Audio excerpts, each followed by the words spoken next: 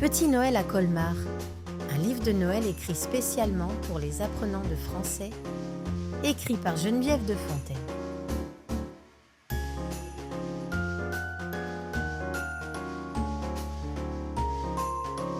Chapitre 1, l'odeur de cannelle. Il est 6 heures du matin, le ciel est encore noir au-dessus de Colmar. Clara marche dans les rues vides, ses bottes font un petit bruit sur les pavés couverts de neige. L'air est très froid. Elle peut voir son souffle devant elle, comme un petit nuage blanc. Elle adore ce moment. La ville dort encore. Les maisons à colombages sont silencieuses, leurs fenêtres sombres. Mais bientôt, tout va changer. Dans quelques heures, le marché de Noël va s'animer. Les lumières vont briller, les gens vont arriver avec leurs écharpes et leurs sourires. Clara arrive à son petit stand. C'est le stand de sa tante Margot, mais cette année, c'est elle qui travaille ici. Tante Margot est en vacances en Provence. La chaleur, a-t-elle dit avec un sourire. J'en ai assez du froid. Le stand est petit mais charmant. Il y a un toit en bois rouge, une lampe dorée qui pend au centre et une longue étagère pour les tasses. Clara sort sa clé et ouvre la porte du petit espace derrière le comptoir. Première chose, les lumières. Elle branche la guirlande. Des petites ampoules blanches commencent à scintiller autour du toit. C'est joli, c'est magique. Deuxième chose, le vin. Elle prend la grande casserole et commence à verser le vin rouge. Elle ajoute l'eau, puis le sucre. Maintenant, les épices, c'est la partie la plus importante. Elle ouvre son sac d'épices, l'odeur remplit l'air immédiatement. Cannelle, clous de girofle, anis étoilé, orange séché. C'est l'odeur de Noël, c'est l'odeur de son enfance.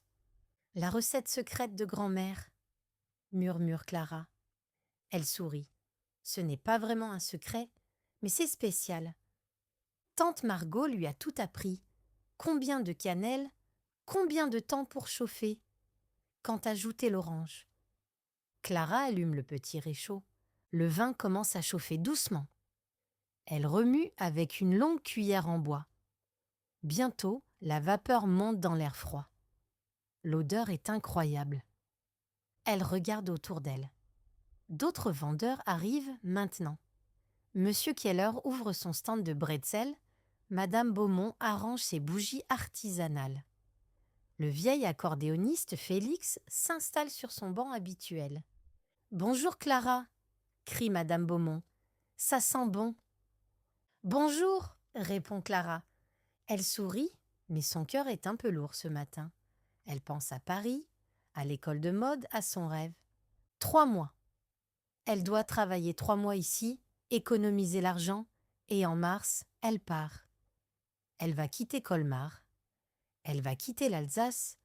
Elle va devenir créatrice de mode. Le vin chaud est juste un moyen. Ce n'est pas sa vie. C'est temporaire. Le ciel commence à devenir rose. 7 heures.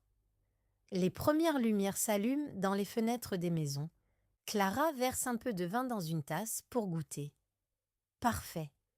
Chaud, épicé, réconfortant. Elle est prête. Mais alors, elle voit quelque chose de nouveau. En face de son stand, de l'autre côté de l'allée, il y a un autre stand de vin chaud. Mais ce stand n'était pas là l'année dernière.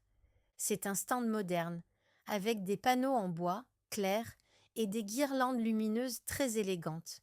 Il y a même un grand tableau noir, avec un dessin à la craie, une tasse fumante, et les mots « Vin chaud artisanal, recette créative ». Recette créative ? Clara fronce les sourcils. Son stand à elle est traditionnel, simple, classique. Et maintenant, il y a de la compétition. Un homme sort de derrière le nouveau stand. Il est grand avec des cheveux bruns un peu en désordre et un tablier noir. Il allume ses lumières. Il arrange ses tasses. Il siffle un air joyeux. Il lève les yeux et voit Clara qui le regarde. Il sourit et fait un petit signe de la main. Clara détourne vite les yeux, retourne à son vin chaud. à ses tasses, à sa routine. Mais elle sent son regard, et elle sent déjà que quelque chose a changé. La saison vient juste de commencer, et tout semble déjà plus compliqué.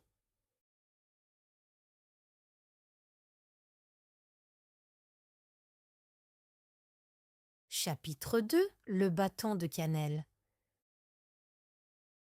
À 9 heures, le marché est vivant. Les touristes arrivent en groupe avec leurs appareils photo et leurs grands manteaux. Les familles de Colmar se promènent lentement, main dans la main. L'accordéon de Félix joue une mélodie douce. L'odeur des bretzels chauds se mélange avec l'odeur du vin épicé. Clara, elle, est occupée. Très, très occupée. De vin chaud, s'il vous plaît. Un grand avec beaucoup de cannelle. C'est combien pour 3 ? Elle verse, elle sourit, elle rend la monnaie. Ses mains bougent vite, la vapeur monte de la casserole, les tasses passent de main en main. C'est exactement comme elle se souvient. Le rythme, la chaleur, l'énergie du marché. Mais quelque chose est différent cette année. Entre les clients, Clara lève les yeux. En face, le nouveau stand est impressionnant. Les lumières diffusent une ambiance à la fois moderne et chaleureuse.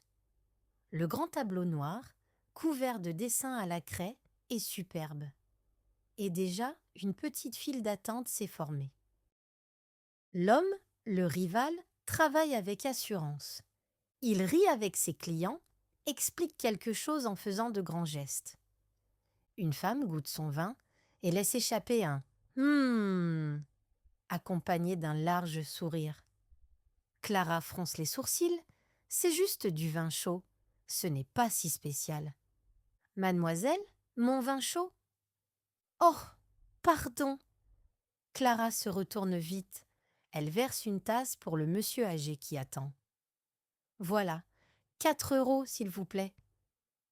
Après le rush du matin, il y a un moment de calme. Clara en profite pour réorganiser son espace. Elle ouvre son grand sac d'épices pour ajouter plus de cannelle à la casserole. Elle prend un bâton de cannelle, mais ses doigts sont encore humides du vin. Le bâton glisse. Il tombe. Il roule sur le comptoir, puis par terre et continue de rouler. Directement vers le stand d'en face. Non, non, non. Clara sort de derrière son comptoir. Elle se penche pour le ramasser, mais une autre main arrive en même temps. Une main masculine avec un bracelet en cuir au poignet. « Attention !» dit une voix. « Tu vas perdre ton ingrédient secret. » Clara lève les yeux. C'est lui, le rival. De près, elle voit qu'il a des yeux bruns avec de petites rides au coin, des rides de sourire. Il tient le bâton de cannelle entre ses doigts et le lui offre. « Ce n'est pas un secret, » dit Clara, peut-être un peu trop sèchement. Elle prend le bâton. Tout le monde utilise de la cannelle. « Ah, mais pas comme ça !» Il regarde le bâton dans sa main. C'est de la cannelle de Ceylan, non ? Pas la cannelle cassia qu'on trouve partout. C'est plus douce, plus complexe. Clara ne s'attendait pas à ça. Il connaît les épices. Tu travailles dans le vin ? Demande-t-elle. On peut dire ça. Il sourit. Je m'appelle Adrien. Clara. Enchantée, Clara. Il fait un petit geste vers son stand. Bienvenue dans le quartier. Enfin, c'est plutôt moi qui suis nouveau, non ? Oui, ce stand n'était pas là l'année dernière. J'ai eu l'autorisation en septembre. Un peu de chance. Il met ses mains dans les poches de son tablier. J'espère qu'on peut coexister pacifiquement. Il y a assez de clients pour tout le monde. Clara ne répond pas tout de suite. Elle regarde son stand, puis le stand d'Adrien. Pacifiquement ? Peut-être. Mais elle voit déjà que les gens sont curieux de la nouveauté. Bien sûr, dit-elle finalement. Bonne chance. Toi aussi. Il fait un clin d'œil et retourne à son stand. Clara retourne au sien, le bâton de cannelle serré dans sa main. Elle est un peu troublée. agacée? Les deux? L'après-midi passe et Clara remarque quelque chose. Les gens s'arrêtent d'abord à son stand. C'est le stand traditionnel, le stand qu'ils connaissent. Mais ensuite, beaucoup traversent l'allée pour essayer l'autre. Qu'est-ce qu'il a de différent? Demande-t-elle à Monsieur Keller pendant une pause. Oh, il ajoute des choses, dit Monsieur Keller en mangeant son bretzel. Aujourd'hui, c'est de la cardamome. Hier, c'était du romarin. Les gens adorent. De la cardamome? Du romarin? Dans le vin chaud? Clara regarde en face. Adrien parle avec une jeune femme. Il rit. La femme rit aussi. Puis, elle goûte le vin et ses yeux s'illuminent. Incroyable, dit la femme assez fort pour que Clara l'entende. C'est tellement original. Original. Clara retourne à sa casserole. Son vin à elle est traditionnel, classique, exactement comme grand-mère le faisait. Mais peut-être que traditionnel n'est pas assez pour cette saison. Elle jette un coup d'œil au sac d'épices, puis au stand d'Adrien. La compétition vient de commencer.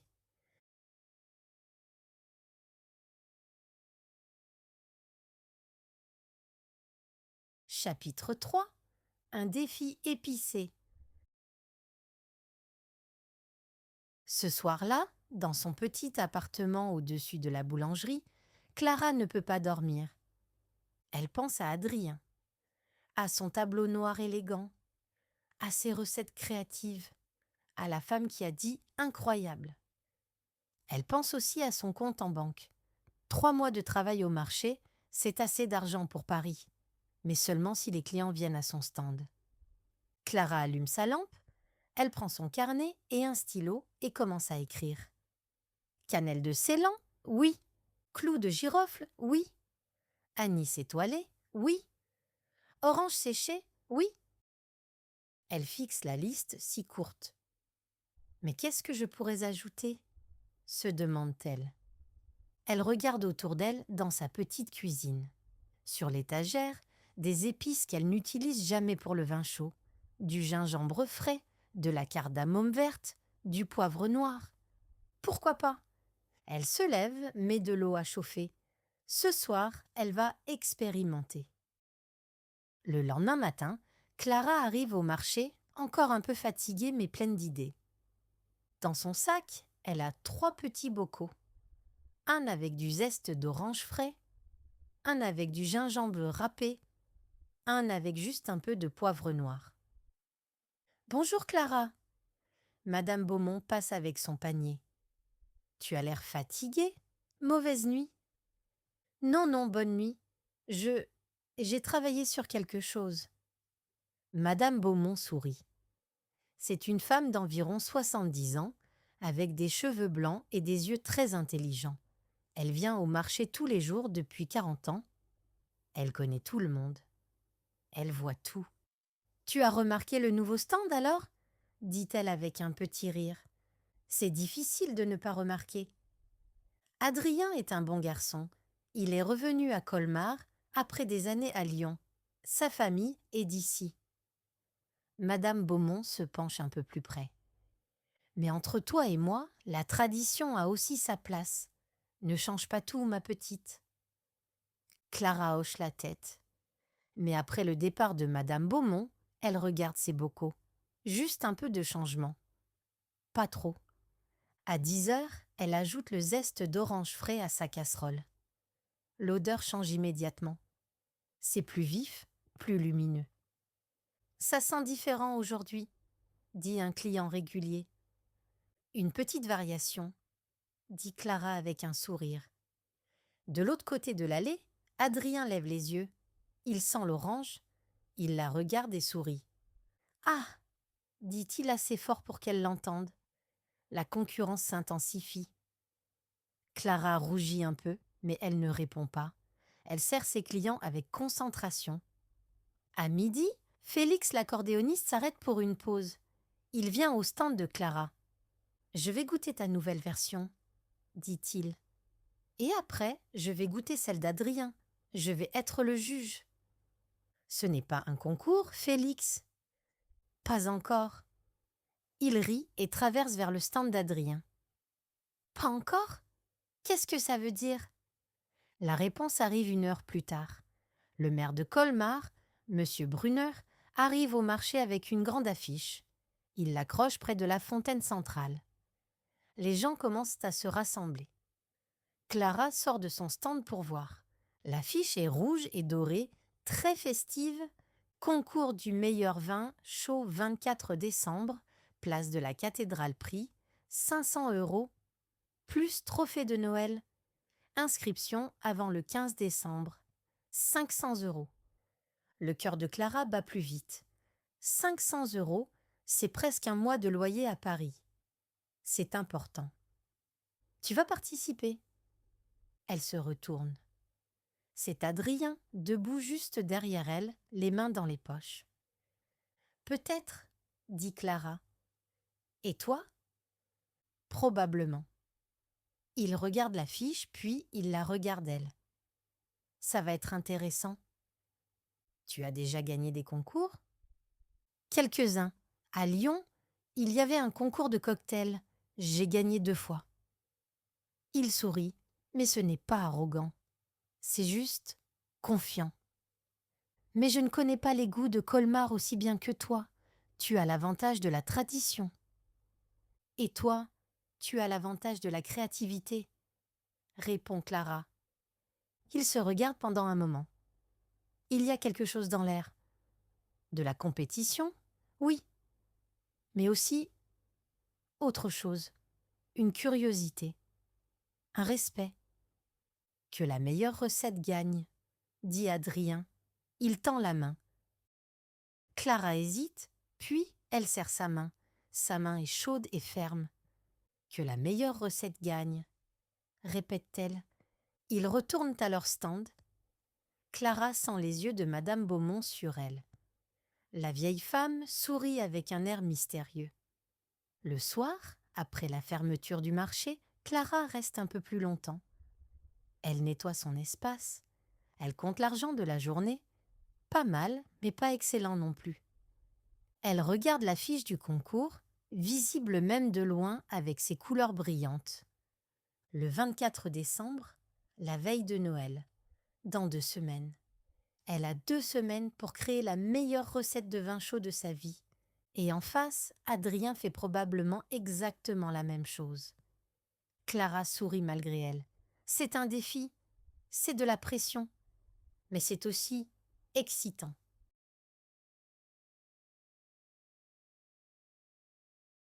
Chapitre 4. La guerre des guirlandes. Les jours suivants, quelque chose de drôle commence à se passer au marché de Noël. C'est Adrien qui commence. Un matin, Clara arrive et voit que le stand d'Adrien a changé. Il y a maintenant 2 grandes couronnes de sapin au coin du toit avec des rubans rouges et des petites pommes de pin doré. C'est joli, très joli. Les touristes s'arrêtent pour prendre des photos. « Oh, regarde comme c'est mignon !» dit une femme à son mari. Clara regarde son propre stand. Il est simple, classique, peut-être un peu trop simple. Le lendemain, Clara arrive avec ses propres décorations. Elle accroche une grande couronne de houx sur le devant de son stand avec des baies rouges brillantes.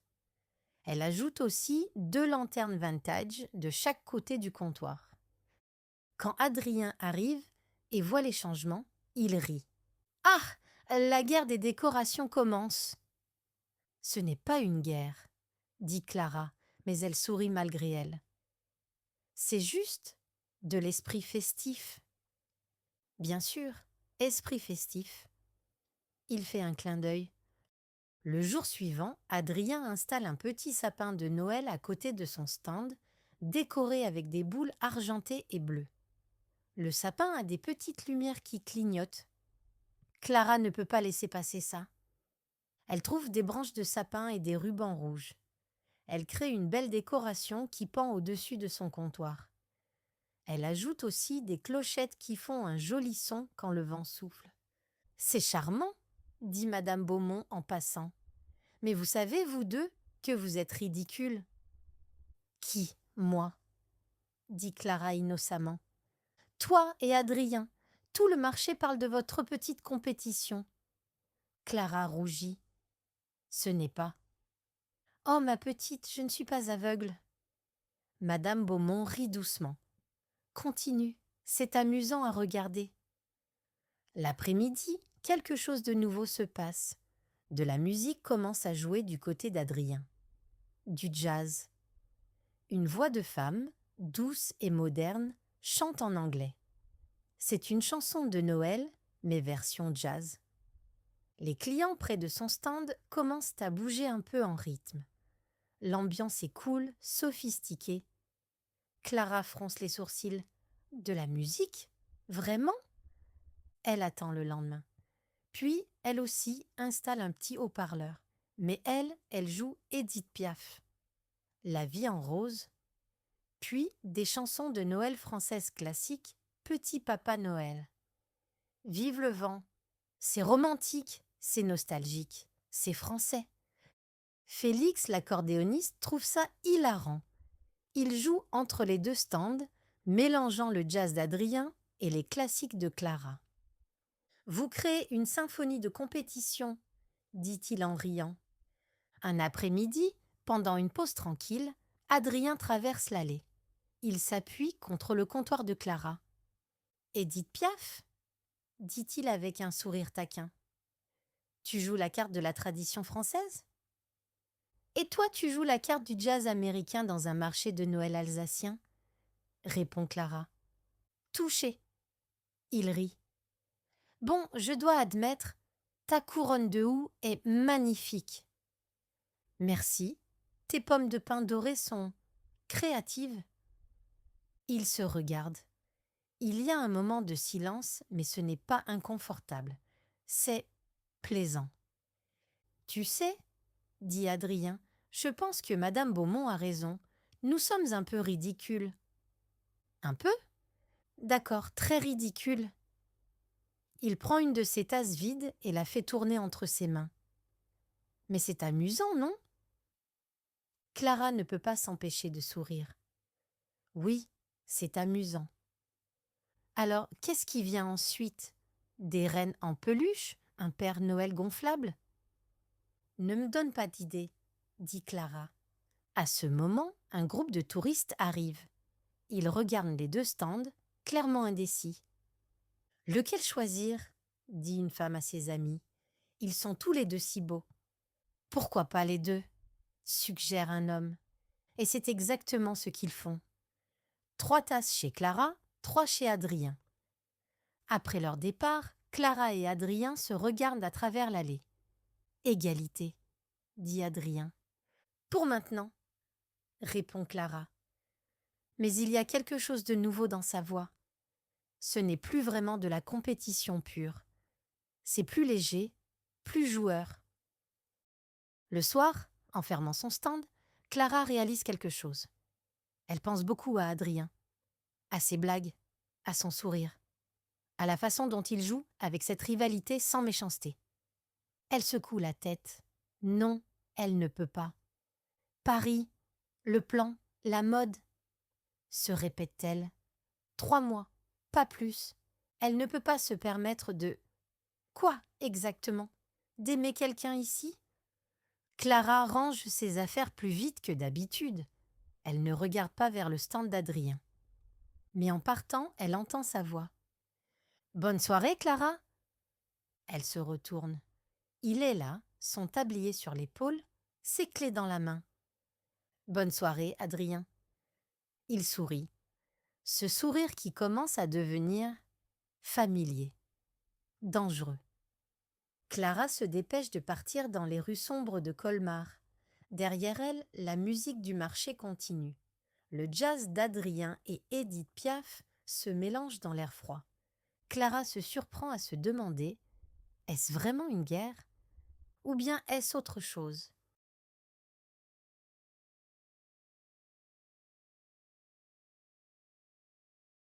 Chapitre 5 – Le marché de minuit.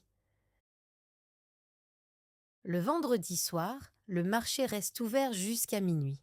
C'est une tradition spéciale. Une fois par mois pendant l'Avent, le marché de Noël devient le marché de minuit, avec plus de lumière, plus de musique, plus de magie. Clara adore ces soirées. L'atmosphère est différente, plus intime. Les familles avec enfants rentrent tôt. Les couples restent, main dans la main. Les groupes d'amis rient autour des stands avec leurs tasses fumantes. Ce soir, Félix a amené 3 autres musiciens. Ils jouent ensemble près de la fontaine. Un violon, une guitare, l'accordéon et même une contrebasse. La musique remplit l'air froid comme une couverture chaude. À 10 heures, la foule est encore dense. Clara travaille sans arrêt. Verser, sourire, rendre la monnaie. Ses mains sentent la cannelle et l'orange. À 11 heures, les choses commencent à s'éclaircir. Il y a encore des clients, mais moins. Des moments de calme entre les commandes. Clara en profite pour respirer. Elle verse une petite tasse de vin chaud pour elle-même. Elle la tient entre ses mains et regarde le marché. Les lumières dansent, la musique joue un air lent, presque mélancolique. C'est beau. Tu as l'air fatiguée. Clara se retourne. Adrien est là, appuyé contre le côté de son stand. Il tient aussi une tasse. Toi aussi, dit Clara. C'est vrai. Il sourit. Mais c'est une bonne fatigue, non? Clara hoche la tête. Oui, c'est une bonne fatigue. Pendant un moment, ils ne disent rien. Ils écoutent juste la musique. Le violon monte dans l'air comme de la fumée. Pourquoi tu fais ça? Demande Adrien soudainement. Quoi? Le stand, le vin chaud. Tu n'as pas l'air. Comment dire? Tu n'as pas l'air de quelqu'un qui veut rester ici longtemps. Clara est surprise par la question et par le fait qu'il l'a remarquée. C'est temporaire, dit-elle finalement. J'économise de l'argent. Pour Paris. Paris? Ses yeux s'illuminent avec intérêt. Pourquoi faire à Paris? L'école de mode. Je veux créer des vêtements. Dessiner. C'est mon rêve depuis que je suis petite. Ah! Il prend une gorgée de son vin. Donc Colmar, c'est juste une étape. Oui, enfin. Clara hésite. Ma tante Margot a ce stand depuis 20 ans. Elle m'a tout appris, mais ce n'est pas ma vie. C'est la sienne. Adrien hoche lentement la tête. Il comprend. Et toi? Demande Clara. Madame Beaumont a dit que tu étais à Lyon avant. Pourquoi tu es revenue? Le visage d'Adrien change un peu. Quelque chose de plus sombre passe dans ses yeux. Mon père, dit-il simplement. Il était malade? Cancer? Je suis revenue il y a 1 an pour être avec lui. Je suis désolée, dit Clara doucement. Il est mort en mars. Adrien regarde sa tasse. 6 mois maintenant. Le stand? C'était son idée, en fait. Avant de mourir, il a dit « Fais quelque chose qui sent bon, quelque chose qui rend les gens heureux. » Alors voilà. Du vin chaud. Clara sent sa gorge se serrer. Elle ne s'attendait pas à ça, à cette vulnérabilité. « Il serait fier, » dit-elle. « Ton stand est magnifique. » Merci. Adrien sourit, mais c'est un sourire triste. Et le tien aussi. Ta grand-mère serait fière. Ils restent silencieux pendant un long moment. La musique continue. Un couple passe devant eux en dansant lentement sur le violon. « Tu sais, dit Adrien, Paris a de la chance de t'avoir bientôt. » Clara le regarde. Il y a quelque chose dans sa voix. Quelque chose de sincère. De doux. Adrien. Quoi? Elle veut dire quelque chose, mais quoi? Qu'elle commence à aimer être ici? Qu'elle pense à lui plus qu'elle ne devrait? Que Paris commence à sembler loin? Non, elle ne peut pas dire ça. Rien, dit-elle finalement. Juste merci. Un groupe de clients arrive. Le moment est brisé.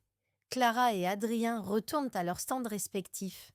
Mais pendant le reste de la soirée, Clara ne peut pas arrêter de penser à ces mots. Mon père, il a dit, fais quelque chose qui rend les gens heureux. C'est ça qu'Adrien fait. Il rend les gens heureux. Pas juste avec le vin, avec son sourire, ses blagues, sa présence. Et Clara, qu'est-ce qu'elle fait? Elle compte les jours jusqu'à son départ. À minuit, le marché ferme. Les musiciens rangent leurs instruments.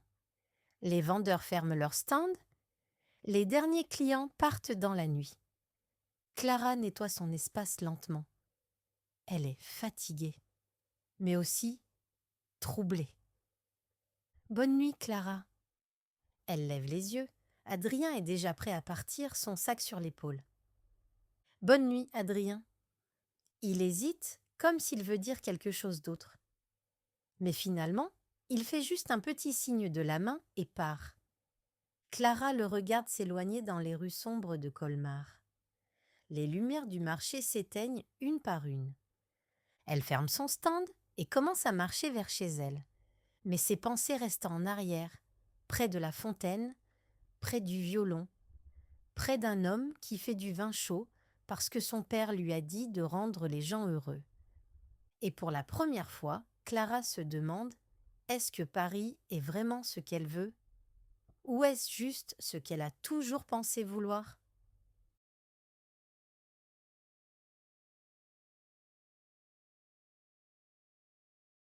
Chapitre 6. Le 17 décembre.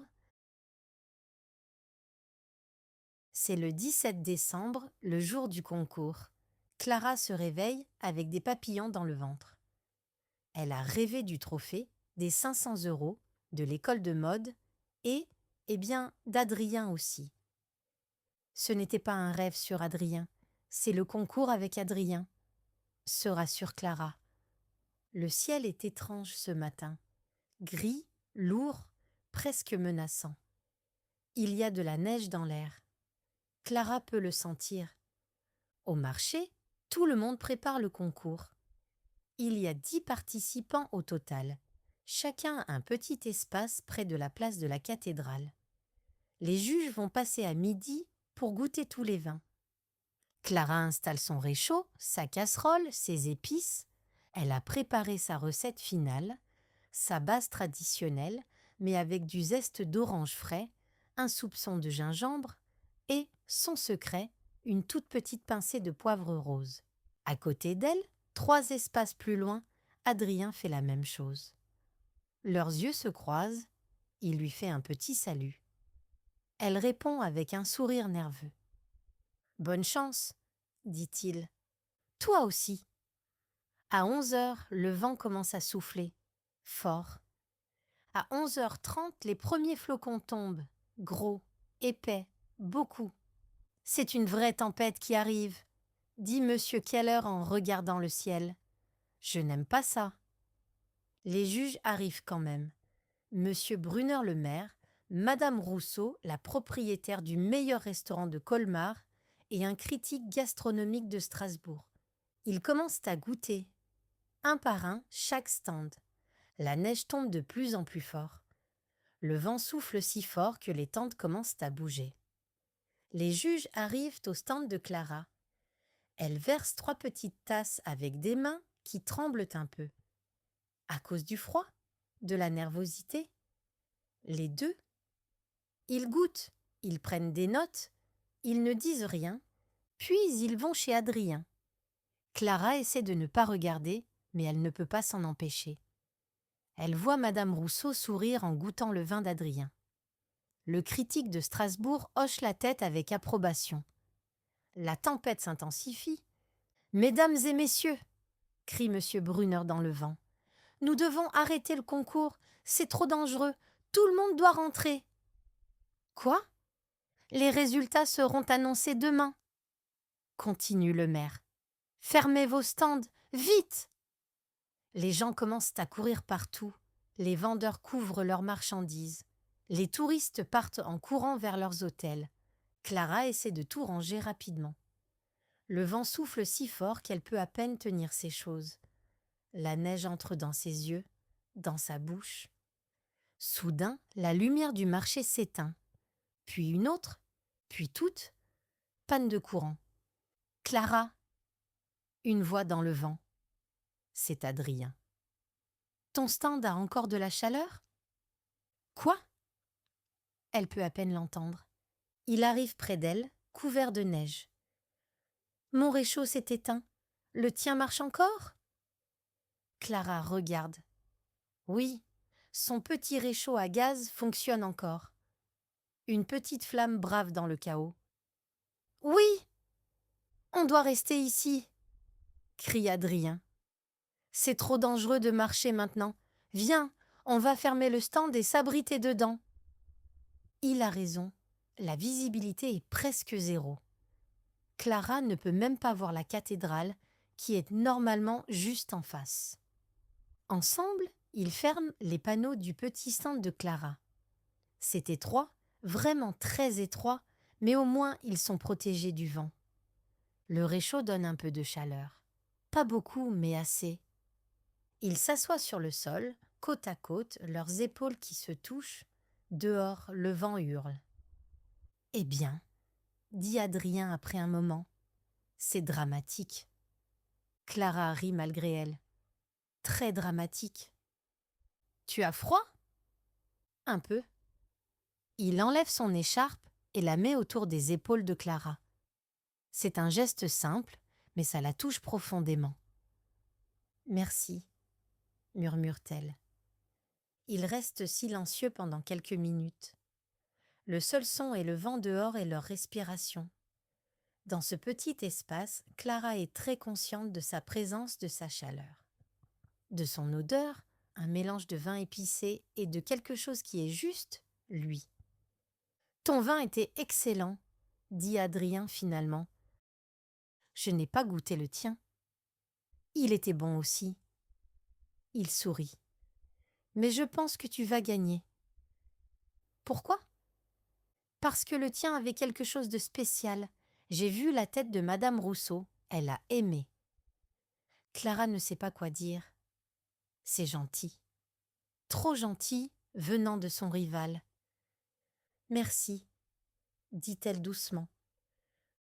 Le temps passe lentement. La tempête continue. Ils parlent un peu, de petites choses, de rien d'important. Mais chaque mot semble différent dans ce petit espace fermé. Plus intime, plus réel. À un moment, Clara frissonne. Le réchaud commence à faiblir. « Viens plus près, » dit Adrien. « On doit partager la chaleur. » Clara hésite. Mais il a raison, il fait vraiment froid. Elle se rapproche. Leurs côtés se touchent complètement maintenant. Adrien passe son bras autour de ses épaules, pas d'une manière romantique, juste, pratique, pour la chaleur. Du moins, c'est ce que Clara se dit, mais son cœur bat très vite. « C'est mieux ?» demande-t-il. « Oui. » Elle sent son souffle près de son oreille, elle sent la chaleur de son corps. Le silence s'installe à nouveau, mais ce n'est pas un silence inconfortable. C'est un silence chargé, plein de choses non dites. Clara tourne légèrement la tête. Il est si proche. Elle peut voir chaque détail de son visage dans la faible lumière. Les rides au coin de ses yeux, la forme de ses lèvres, la façon dont il la regarde. Et il la regarde, vraiment, avec une intensité qui lui coupe le souffle. Clara. Sa voix est basse, douce. Elle sait ce qui va se passer. Elle le voit dans ses yeux. Il va l'embrasser. Et elle veut qu'il le fasse. Il se penche vers elle, lentement. Mais au dernier moment, Clara recule. « Je ne peux pas, » murmure-t-elle. Adrien s'arrête immédiatement. Il ne semble pas fâché, juste compréhensif. « D'accord, » dit-il doucement. Il garde son bras autour d'elle, mais l'intensité du moment se dissipe un peu. « Ce n'est pas que je ne veux pas, dit Clara rapidement. C'est juste compliqué. Paris. Oui, et... Elle cherche ses mots. J'ai un plan. 3 mois ici, puis je pars en mars. Je ne peux pas. Je ne peux pas me permettre de... De quoi? De tomber amoureuse? De rester? Je comprends, dit Adrien, et il semble vraiment comprendre. Tu as raison, c'est compliqué. Ils restent assis ensemble, le moment de tension maintenant remplacé par quelque chose de plus doux. De plus triste peut-être. Finalement, le vent commence à se calmer. La neige tombe moins fort. Je pense qu'on peut sortir maintenant, dit Adrien. Cette fois, Clara ne veut pas bouger, mais elle doit. Elle ouvre les panneaux du stand. Le monde dehors est blanc, complètement blanc. La neige couvre tout, les stands, les rues, la cathédrale. C'est silencieux et magnifique. Clara et Adrien sortent, côte à côte. Il y a un peu d'espace entre eux maintenant. Pas beaucoup, mais assez pour qu'elle le remarque. « Tu vas bien rentrer ?» demande-t-il. « Oui. Et toi ?»« Oui. » Ils se regardent. Il y a tellement de choses qu'ils ne disent pas. « À demain !» dit finalement Clara. « À demain !» Elle marche vers chez elle à travers la neige. Elle ne se retourne pas. Mais elle sent ses yeux sur elle jusqu'à ce qu'elle tourne le coin de la rue. Dans son petit appartement, Clara s'assoit près de la fenêtre. Elle regarde la neige tomber. Elle touche ses lèvres, pensant à ce qui aurait pu se passer. Mars. C'est dans 3 mois. C'est long, 3 mois. Mais soudain, ça ne semble pas assez long du tout.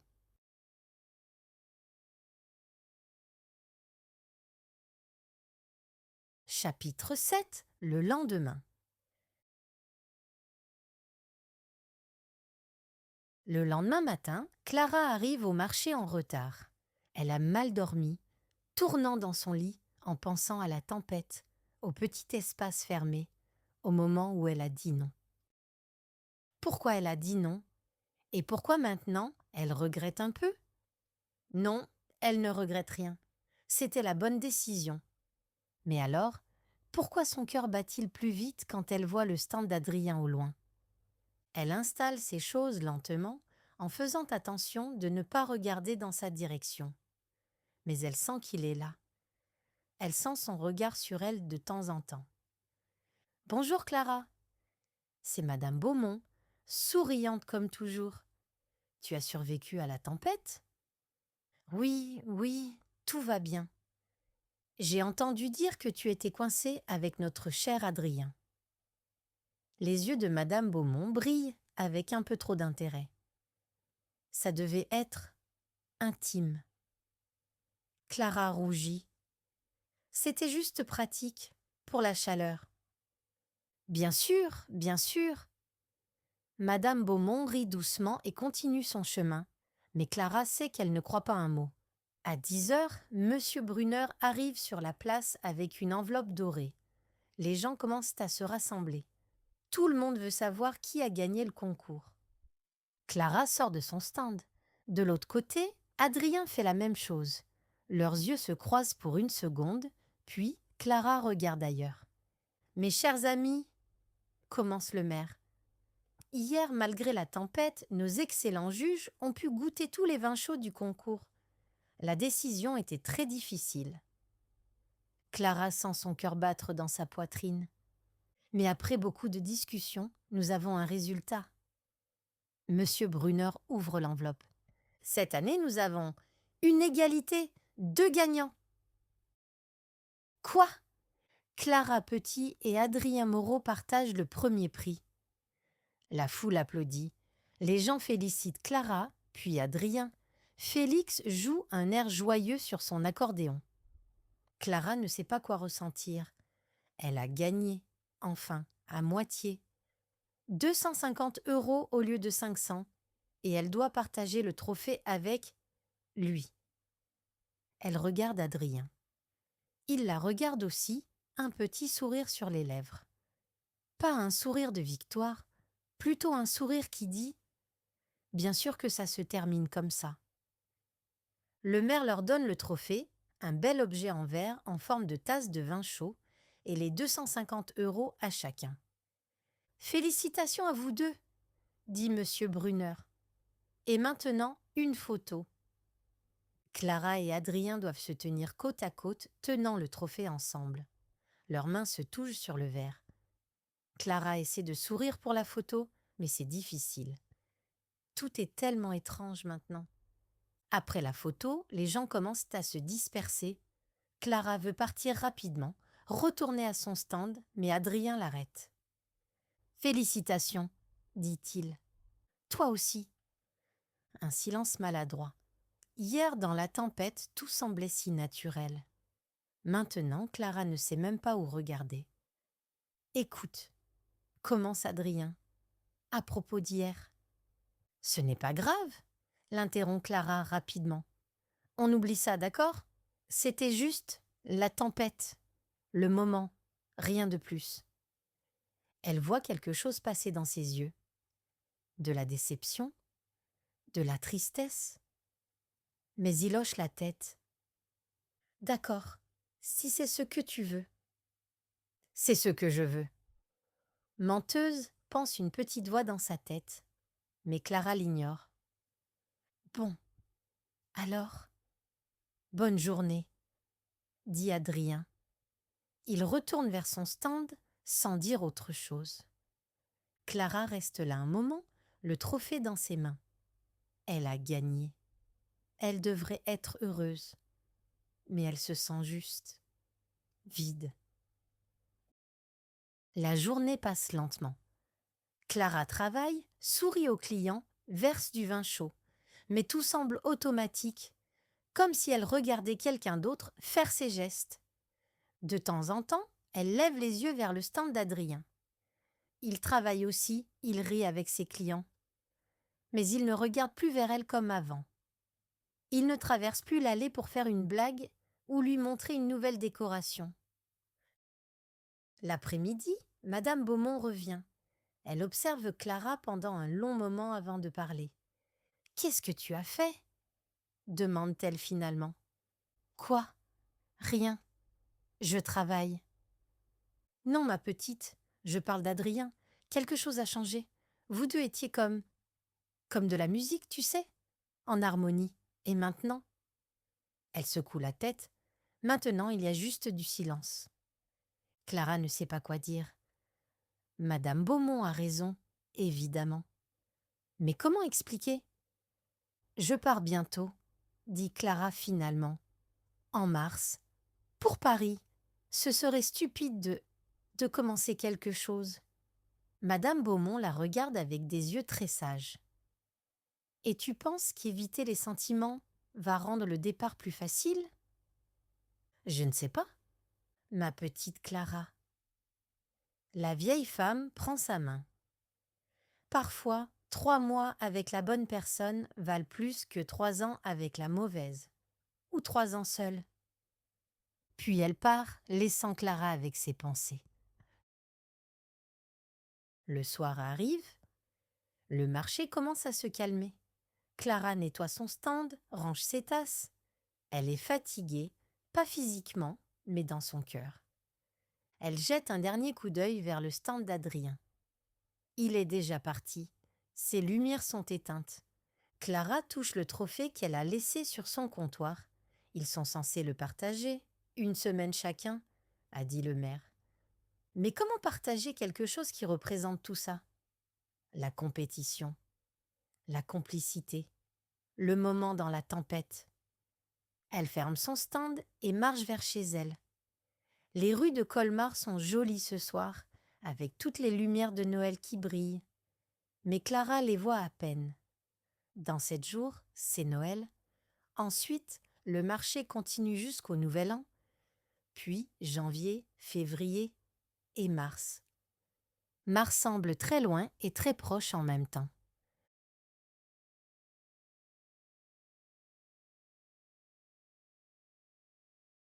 Chapitre 8. La veille de Noël. C'est la veille de Noël et Colmar est magique. Les lumières brillent plus fort que d'habitude. Les familles se promènent avec des sourires larges et des bras pleins de cadeaux. L'air sent la cannelle, les marrons grillés et le bonheur. Félix joue Petit Papa Noël sur son accordéon et tout le monde chante ensemble. Clara devrait être heureuse, c'est Noël, c'est beau. Mais depuis une semaine, il y a ce silence entre elle et Adrien. Il la salue poliment. Elle répond de la même façon. Et c'est tout. Le marché est plein aujourd'hui. Tout le monde veut un dernier vin chaud avant le grand jour. Clara travaille sans arrêt, mais son esprit est ailleurs. À midi, pendant une courte pause, elle vérifie son téléphone. Il y a un email de l'école de mode de Paris. Son cœur s'arrête quand elle le voit. Elle ouvre le message en tremblant un peu. « Chère mademoiselle Petit, nous avons le plaisir de vous informer qu'une place est libérée dans notre programme de janvier. Si vous êtes toujours intéressé, vous pouvez commencer vos études le 6 janvier au lieu d'attendre mars. De plus, nous sommes heureux de vous offrir une bourse partielle pour couvrir vos frais de scolarité du premier semestre.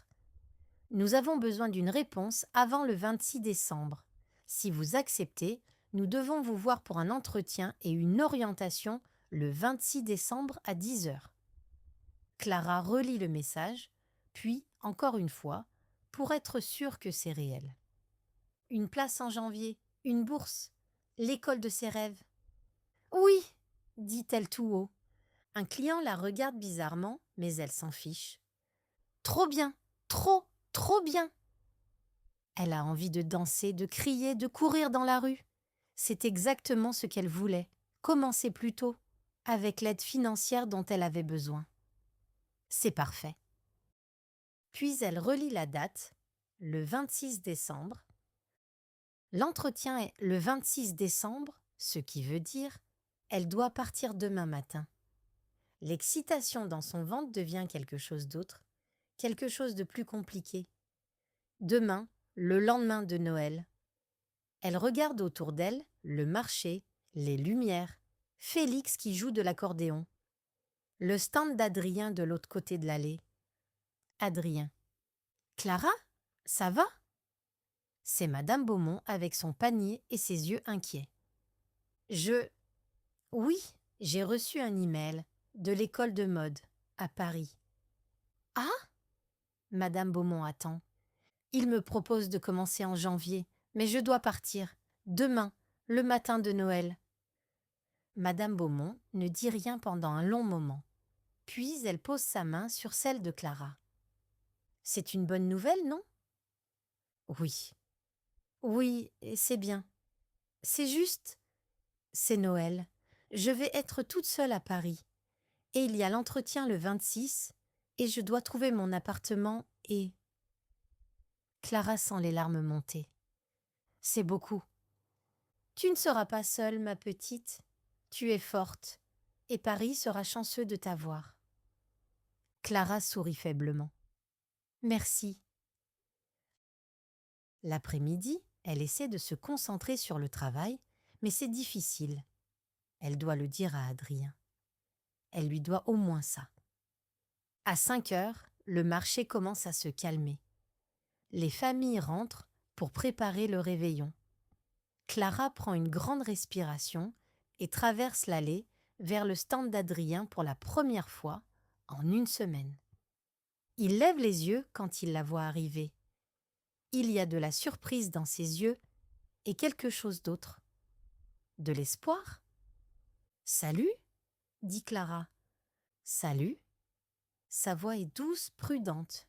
« Tu vas bien ? » Je dois te dire quelque chose. » Il attend, ses mains s'arrêtent sur le comptoir qu'il nettoyait. « J'ai reçu un email aujourd'hui de l'école de mode. Il me propose de commencer en janvier au lieu de mars. » Il essaie de sourire. « C'est génial, Clara. Félicitations. Mais je dois partir demain, le matin de Noël, pour un entretien le 26. » Le silence qui suit est lourd. Adrien regarde ailleurs, puis revient vers elle. « Demain, répète-t-il. D'accord. » Je suis désolée, je sais que c'est soudain. Non, non, c'est une opportunité incroyable. Il met ses mains dans ses poches. Tu dois y aller? Oui. Clara hésite. C'est juste, c'est Noël. Je vais être toute seule à Paris, dans une ville que je ne connais pas, avec un entretien important le lendemain. Et mon appartement n'est même pas encore prêt, donc je dois aller à l'hôtel et... Elle rit un peu, mais c'est triste. Désolée, je ne veux pas me plaindre. C'est une bonne chose. Tu as le droit d'avoir peur, dit Adrien doucement. C'est normal, un grand changement, et le faire seul à Noël. Il secoue la tête. Tu es courageuse. Je ne me sens pas courageuse. Mais tu l'es. Il la regarde avec des yeux pleins d'émotion. Et tu vas réussir, je le sais. Clara sent les larmes monter à nouveau. J'aurais aimé que les choses soient différentes, qu'on ait eu plus de temps avant que tout devienne compliqué. Moi aussi. Sa voix est presque un murmure. Si les choses étaient différentes, si le timing était différent. Je sais. Ils se regardent pendant un long moment. Il y a tellement de choses non dites entre eux. Tu vas me manquer, dit Clara finalement. Tu vas me manquer aussi. Il sourit tristement. Beaucoup. Je dois y aller, préparer mes affaires. Bien sûr. Elle commence à partir, mais il l'appelle. Clara? Oui? Tu ne seras pas vraiment seule. Tu as ton téléphone, tu peux m'appeler, n'importe quand. D'accord? Clara hoche la tête, ne faisant pas confiance à sa voix. Et Clara? Joyeux Noël. Joyeux Noël, Adrien. Elle marche vers son stand, ramasse ses affaires rapidement et part dans les rues de Colmar. Les larmes coulent maintenant, mais elle les laisse venir. À la maison, elle fait sa valise lentement. Pourquoi maintenant tout est si compliqué? Elle voulait Paris depuis toujours, et elle va y aller, elle le sait déjà. Mais ces dernières semaines, elle aurait pu avoir quelque chose avec Adrien, quelque chose de réel. Au lieu de ça, elle a eu peur, elle a gardé ses distances, elle a dit que ce n'était rien, et maintenant, il est trop tard. Le pire, c'est qu'il a été si gentil aujourd'hui, si compréhensif. Il la laisse partir sans la faire sentir mal, sans demander quelque chose d'impossible. Ça serait plus facile s'il était en colère. Elle s'assoit sur son lit, la valise à moitié faite. Par la fenêtre, elle voit les toits de Colmar couverts de neige, les lumières qui scintillent. Le train part demain à 8 heures du matin. Chapitre 9. Le train de Noël. Clara ne dort presque pas cette nuit-là. Elle reste éveillée, regardant le plafond, pensant à Paris, à Adrien, à tout ce qu'elle laisse et tout ce qu'elle va trouver. Vers 4 heures du matin, quelque chose devient clair dans son esprit. Elle peut faire les deux. Pas en même temps, pas de la façon parfaite. Mais elle peut aller à Paris pour l'école, pour elle, pour son rêve, et aussi laisser son cœur ouvert pour ce qui pourrait arriver avec Adrien. Elle ne doit pas fermer une porte pour ouvrir l'autre. Les choses ne doivent pas être l'un ou l'autre. Peut-être que les deux sont possibles. Elle ne sait pas comment. Peut-être qu'ils vont s'appeler. Peut-être qu'il va visiter. Peut-être que rien ne marchera. Mais elle peut au moins essayer.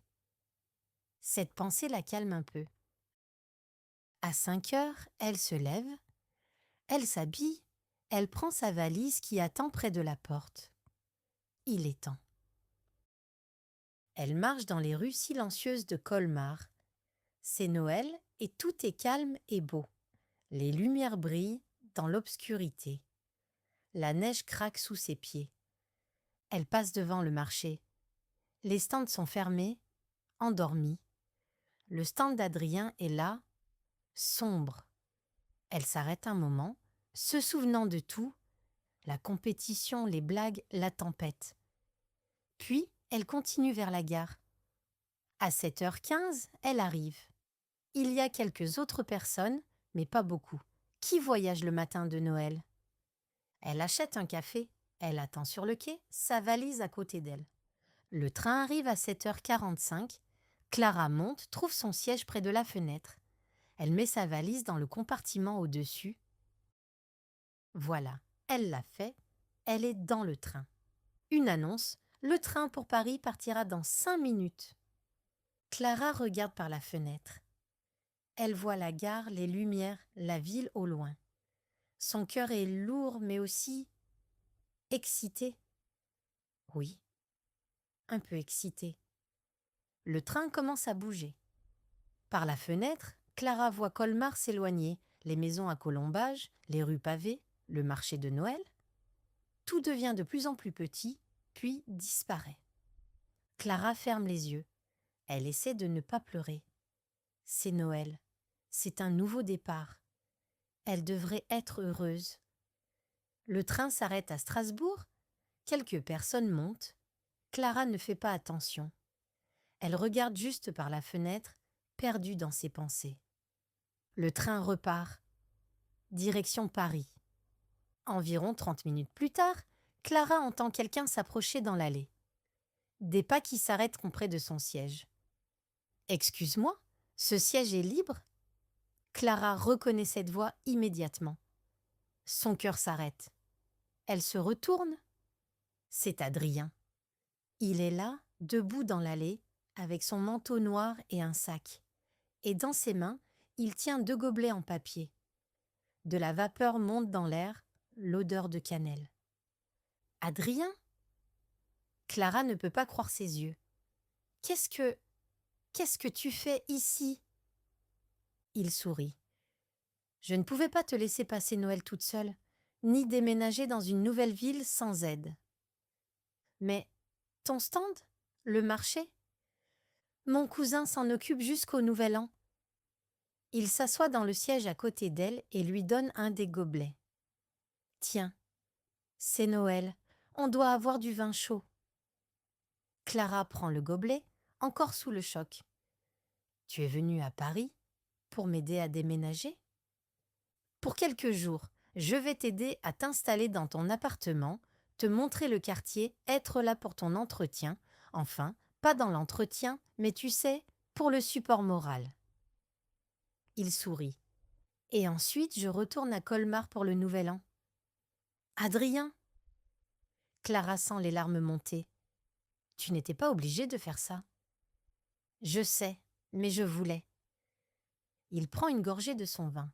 « Et entre nous, Madame Beaumont a peut-être déjà commencé à parler avec des gens à Paris. Elle pense qu'elle peut me trouver quelque chose dans quelques mois, un bar à vin dans le Marais, ou quelque chose comme ça. Donc, qui sait ?